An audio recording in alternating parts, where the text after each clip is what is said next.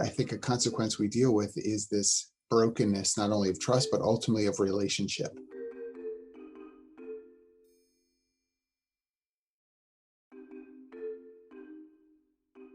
The consequences here are in a couple of areas of lack. First off, it's a lack of approachability. If you continue to give off the vibe of frustration, being short tempered, people will not approach you. They're not going to call you. They're hesitant to send email, or they overdo their emails so that they're not going to kind of drum up your ire. Extra exclamation points to try to show playfulness, or some other emojis or something like that, just to try to make sure that I'm coming in peace. That should be a sign to you to know that you're not approachable. If people need to sort of go over and above to not set you off, you've got a problem. And that's a consequence that's difficult to shake. Once you build that reputation, it takes a while to undo. And quite frankly, another one of those lacks is a lack of trust.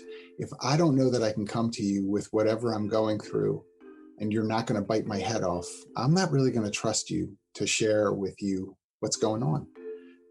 And we are assumptive too much.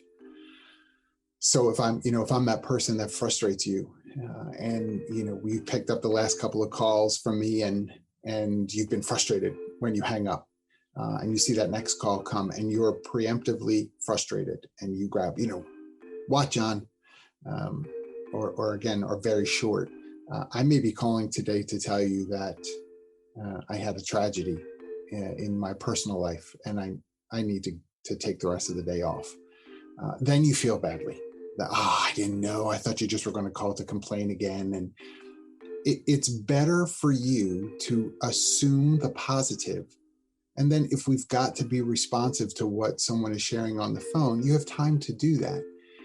Instead, I think a consequence we deal with is this brokenness, not only of trust, but ultimately of relationship, that we've damaged, and sometimes damaged beyond repair, some of these working relationships. And again, that's really difficult to recover from.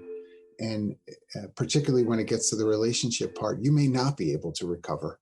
It may never be what it needs to be as a result of how you've responded. You can control how you respond. You may not be able to handle how somebody else responds, but you can handle how you do. Don't forget that. Another consequence that can happen, which is not only the way that people view you, if you're representative of a department or a division, it can be how coworkers view the entire department.